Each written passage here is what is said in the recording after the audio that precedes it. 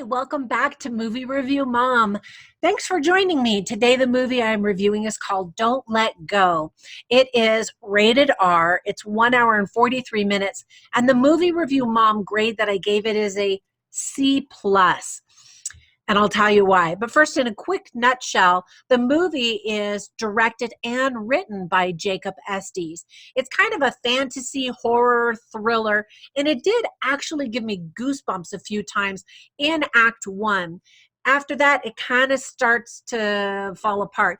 It starts off with a very intriguing premise with some time warp action, and I'm always a sucker for that. But then it becomes kind of a confusing mess along the way.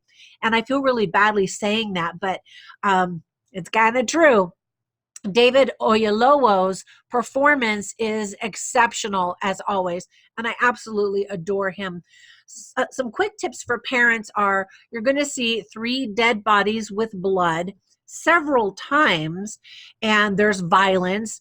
The movie is about a murder, and so there's bad guys and guns and some shooting and death on the line.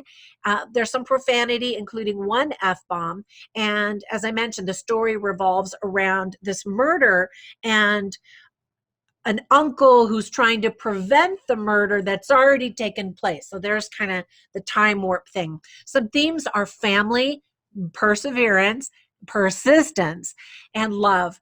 So some other things that I really liked about the movie, first of all, David Oyelowo, I just mentioned, I think he's a fantastic actor who just shines in every film that he does. I especially loved him in Selma, fantastic movie, and A United Kingdom, which kind of was an overlooked movie. Not very many people saw it, and I thought it was excellent, and he was excellent in it. And of course, he's done other movies, and he's always great in those as well. But those were, in particularly, both really inspiring movies. And he clearly believed in this script, so it's just too bad that the direction wasn't better and that the film itself wasn't as cleaned up as it should have been. I always enjoy mind-bending films, so just don't spend too much time trying to figure out the timeline of this plot, or you'll just kind of get frustrated. Some things don't exactly make sense or fit, so just kind of go with it. The last time I saw Storm Reid was in the movie A Wrinkle in Time, which was not a very good movie either. But she's just adorable, and I thought she did much better in this movie, although I hated it every time she would give her little teenage attitude. I mean, she's a teenager, and she'd be all, hello. And have this attitude with her uncle who's trying to help her. Anyway, she's a teenager, so she did that very well. And there was some overacting, but she's young and she's learning, and that really is more on the director than on her, because I did think that she was pretty good. I also really like Alfred Molina. He had a small role, but I always like seeing him in movies. I don't know why, I just really like him. And there is a twist, and I love twists, although this one's kind of a bit hokey. So whatever. Some other things that I didn't really like are after this premiered at the Sundance Festival, there was kind of a less than enthusiastic review of it, or series of reviews. And so the film immediately went back to being re-edited. And there are a lot of film critics that are looking at this movie saying it wasn't enough. And it really feels like it still needs to be reworked, as I mentioned. And because of the time warp, some viewers might get confused about past versus present and wait, what's going on? It's just, like I said, a little bit confusing.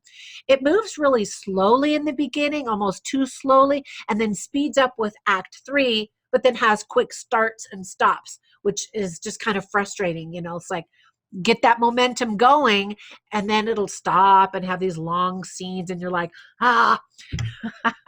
Now, a lot of people are comparing this movie, for obvious reasons, with the 2000 movie called Frequency with Dennis Quaid and Jim Caviezel in the movie Frequency. So in that movie, there's a reason for this time warp that allows the two to communicate through time. But in this movie, there's no explanation at all. It just kind of happens. There are a couple of moments where the screen is kind of like, whoa, and you're like, what is that? Are we having an earthquake or something? No, I mean, there's no explanation. It's just this bizarre thing, which is a little bit frustrating. So again, just try not to even think about that when you're doing it. Also, in the earlier movie Frequency, Dennis Quaid and Jim Caviezel are, I'm going like this, they're actually talking on their ham radios. And by the way, shout out for ham radios. I have my technician's license, and I have had and used my ham radio for 15, almost 20 years now. It's really fun. But anyway, in this movie, to update it, they use cell phones.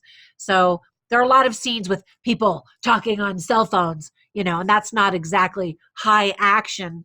So you kind of start to get a little bit bored because they're just talking on cell phones. um, there's a lot of shaky cam, and I hate shaky cam, and I get it. They're trying to show the movement and the excitement and the uncertainty and, whatever. It makes me dizzy, and so I don't enjoy that. And then the ending kind of has a ridiculous Terminator feel to it by both two characters that just kind of keep coming back, and they should have been dead. So anyway, like I said, I didn't really think this movie was as great as it could have been, which is just disappointing. Anyway, I hope if you see the movie that you enjoy it. And if you do, be sure and comment down below. I would love to find out what you liked about it, what you thought that they did well, and maybe what I missed. Anyway, be sure also to subscribe and ring that little bell, or click on that little bell, and you'll be notified every time I upload a new video, which is very often because I'm trying to keep you updated on the latest movies in theaters so that you can make the best choice for your own family on where to spend your time and your money. All right, that's it for today. Bye for now.